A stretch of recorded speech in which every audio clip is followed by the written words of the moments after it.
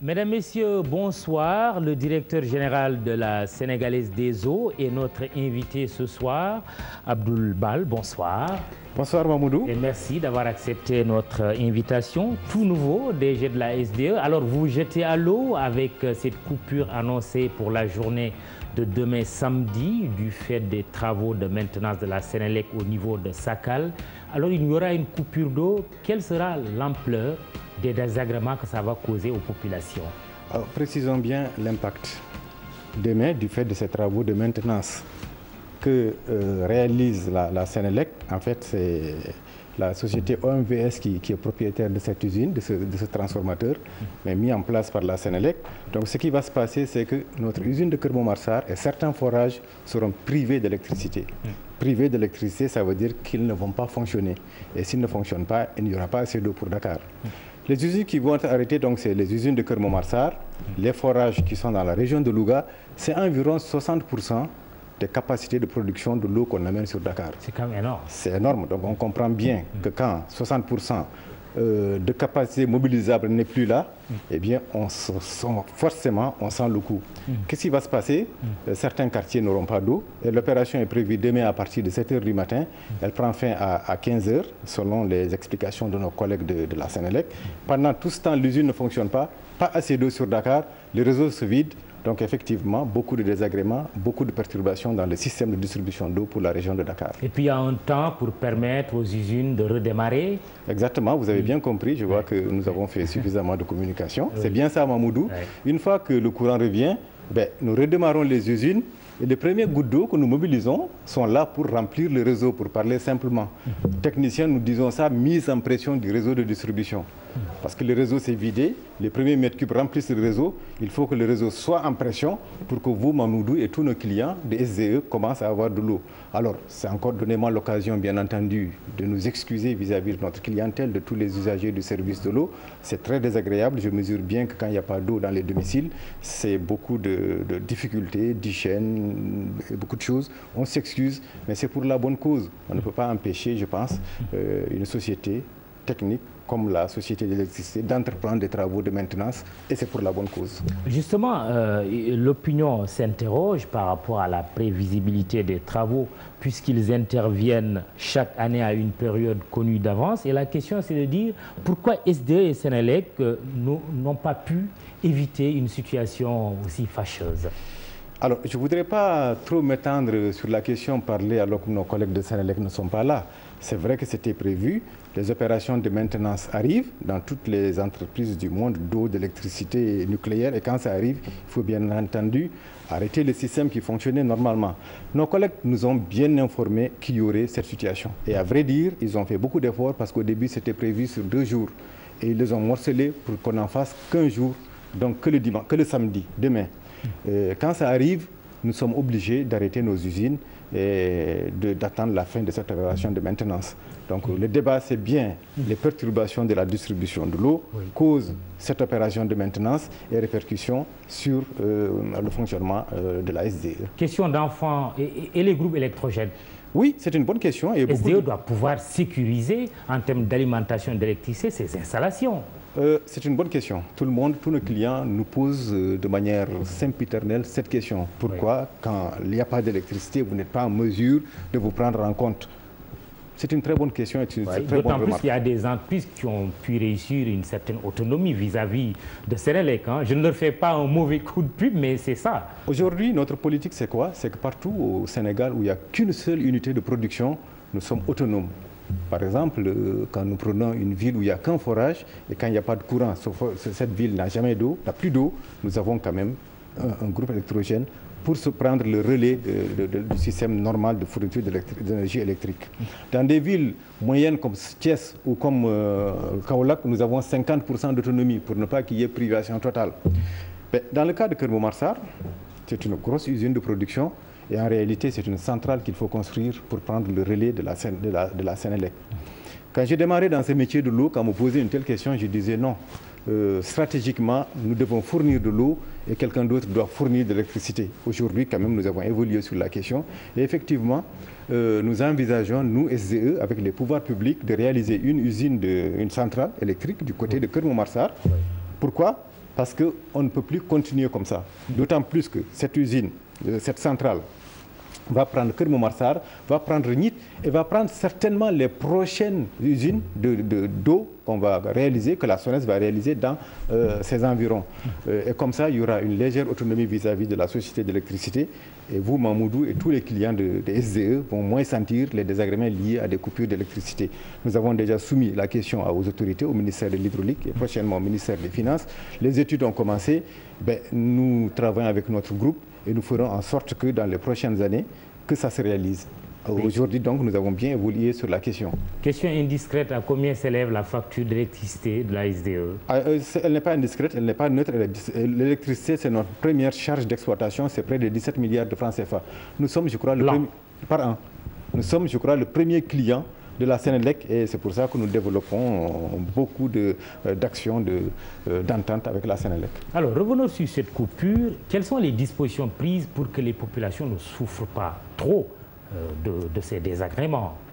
D'accord. Première disposition, c'est d'abord l'information que nous avons commencé. Je crois qu'aujourd'hui, tous les clients des SDE savent que demain, il y a cette opération, cette coupure. Deuxième point, en amont, aujourd'hui, nous commençons à faire quelques points de stockage dans les réservoirs qui existent pour que quand il y a la coupure à 7 heures, que ce soit qu'il n'y ait pas manque d'eau de 7 heures, que certains quartiers continuent à avoir de l'eau jusqu'à midi, jusqu'à un peu après. Et troisième mesure, demain, nous déployons des camions-citernes dans les quartiers les plus impactés. Et nous les connaissons, nous avons fait une cartographie. Vous savez comme moi que le quartier Nord-Foire, c'est connu de tous les Sénégalais et il sera l'un des premiers impactés. Ouest-Foire, Guentaba, Golfe Sud, une partie de Rufisque. Donc ces quartiers, nous avons déjà déployé les camions-citernes pour qu'on puisse distribuer de l'eau dès que la coupure sera effective. Et pour ne pas être égoïste, je parle un peu pour les Dakarois, il y a aussi Thiès et Louga qui seront impactés. La ville de Thiès, non. La ville de Louga, non. Quand nous avons parlé de Thiès et de Louga, c'est surtout les centres qui sont de part et d'autre des addictions du lac de Guiers. C'est eux qui sont surtout impactés. La ville de Louga, non. Et la ville de Thiès, non. Très bien. Alors, dimanche, vous nous donnez l'assurance que la situation va revenir à la normale dès les premières heures.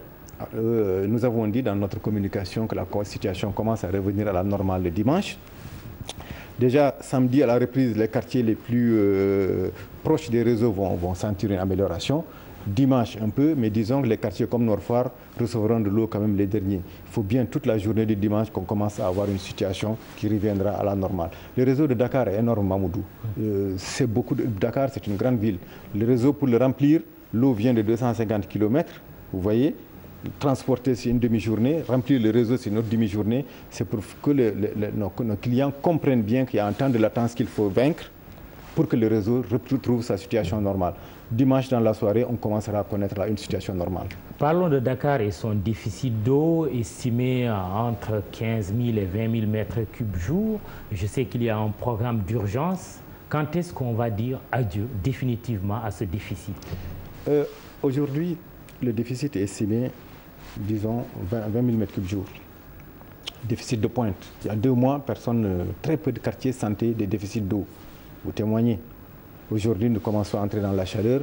Nous appelons ça, nous les professionnels de l'eau, nous entrons dans la demande de pointe. C'est vrai que le déficit va se sentir. Le gouvernement du Sénégal avait imaginé un programme d'urgence et l'a confié à la SDE. Vous en avez parlé l'autre jour avec l'ancien directeur de la SDE. Oui. Objectif réalisé, mobiliser 40 000 mètres cubes par jour au 30 juin 2015. Pourquoi 40 000? D'abord, couvrir le déficit et puis anticiper sur les prochains. Aujourd'hui, nous sommes en train de réaliser, nous sommes à 50% d'avancement en termes de réalisation et d'équipement de forage. Nous pensons que nous serons au rendez-vous du 30 juin. Et la deuxième phase, c'est 20 000 autres cubes par jour pour une échéance du 31 décembre 2015. Avec ça, nous rattrapons le déficit et nous amorçons une avance sur les prochains déficits.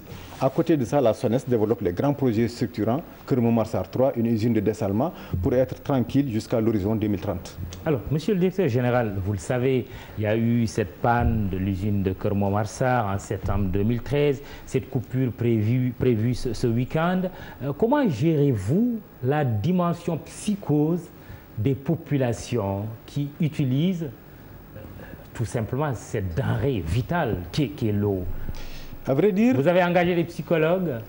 Non, peut-être qu'on devrait y penser. À vrai dire, quand nous parlons de Keur Momar, tout de suite, tout le monde a peur, y compris, très sérieusement, certains collaborateurs de SDE. Keur Momar a été très fort dans l'esprit de tout le monde. Nous avons tous été dérangés par Keur Momar. Mais nous avons pris quand même des mesures, ça a servi de leçon. Au sortir de ça, nous avons identifié un certain nombre de vulnérabilités sur le système d'approvisionnement en eau de Dakar. Quand je dis nous, c'est le département de l'hydraulique, donc le ministère, la SONES, la SDE, toutes les parties prenantes liées à l'hydraulique. Surtout la SONES, n'est-ce pas? Surtout la SONES. Parce que les tâches sont bien réparties entre vous. Hein? C'est bien ça. Vous vous chargez de la distribution, de la commercialisation, et SONES s'occupe de l'infrastructure. SONES s'occupe de réaliser toutes les infrastructures, c'est-à-dire toutes les usines d'eau, toutes les canalisations, tous les forages, et SDE est chargé d'en assurer l'exploitation, la maintenance et le service à la clientèle. Vous êtes satisfait de SONES? Oui, absolument. C'est nos partenaires. Maintenant, tout ne va pas toujours dans le meilleur, comment on dit, des meilleurs des mondes. Merci. Oui. Il y a parfois des difficultés. SONES doit mobiliser un certain nombre de financements très élevés, de l'ordre de 500 milliards de francs CFA pour réaliser toutes ces infrastructures. SONES, je ne fais pas de publicité, mais quand même, ils ont réussi globalement leur mission. Maintenant, il y a eu des retards dans la mobilisation des financements. C'est vrai, autant dire la vérité, il y a eu des retards, ce qui est à l'origine des difficultés que nous connaissons maintenant. C'est pour ça qu'il y a des programmes d'urgence, il y a des études pour rattraper ce retard et puis faire en sorte de ne plus être en retard dans l'avenir, ne plus être confronté à un système de regarder toujours par derrière. Où est-ce que vous en êtes à propos de l'usine de dessalement? L'usine de dessalement, donc, c'est engagé par la SONES. Aujourd'hui, je peux dire, parce que nous connaissons bien l'état d'avancement, la SONES a obtenu le financement, a obtenu le site, est en train de faire les études. Et dans son planning, c'est une usine qui devra être en service dans les 3 à 4 prochaines années. Qui coûtera combien? On est sur les études et on va évaluer. Très bien. Dernière question, DG. On aurait pu commencer par ça, mais on est rattrapé par cette coupure d'eau qui préoccupe les populations. Quelle est la feuille de route du nouveau directeur général de la SDE? Avec les collaborateurs, nous avons dit que nous souhaitons qu'il n'y ait plus de rupture dans la distribution d'eau. Si ça arrivait, je serais très satisfait. Un de mes critères de réussite, c'est que Mamoudou ne soit plus là à parler de déficit d'eau, de perturbation, de manque d'eau.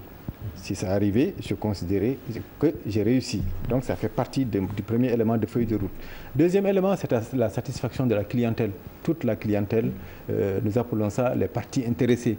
Vous, Mamoudou, les clients, l'État, les collaborateurs, nos voisins immédiats, les personnes qui habitent à Nit, à Keur Momar, nos voisins d'école, que tous ceux qui sont en relation avec SDE soient satisfaits de SDE.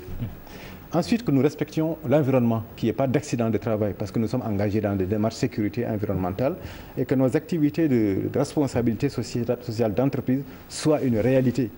Aujourd'hui, par un tout seul exemple, nous sommes engagés avec l'île de Gorée pour en faire une unité qui va avoir une certification environnement. Nous les accompagnons, mais ça fait partie de nos priorités. Autant que vous ayez de l'eau, c'est une priorité, autant que l'environnement soit respecté par SDE, ça n'est une autre. L'eau et l'électricité font-elles bon ménage? C'est ma dernière petite question. Une fois, on équipait un forage avec des électriciens. Ils ont vu que la partie métallique avait été rouillée par l'eau. Puis ils ont dit, ah, mais finalement, l'eau, c'est aussi fort que l'électricité.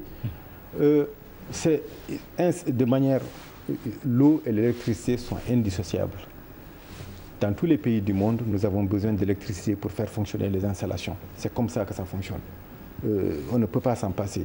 Si nos collègues de Sénélec ne vivaient pas aussi comme nous quelques difficultés d'exploitation, on ne parlerait pas de maintenance ou autre. Donc c'est normal. Et de l'autre côté aussi, l'électricité parfois est produite par l'eau. Vous connaissez bien les barrages hydroélectriques. Absolument. Donc l'eau et l'électricité, depuis la nuit des temps jusqu'à la fin des temps, vont être ensemble. Voilà, l'eau et l'électricité qui font bon ménage donc. De quoi faire mentir l'adage. Merci, monsieur le directeur général de la SDE, Abdoul Bal, était avec nous ce soir pour nous parler de cette coupure d'eau dans la journée de samedi. Retour à la normale, journée de dimanche. Parole du directeur général de la SDE. Merci de nous avoir suivis ce soir. Excellent week-end. Je vous retrouve lundi. Inch'Allah.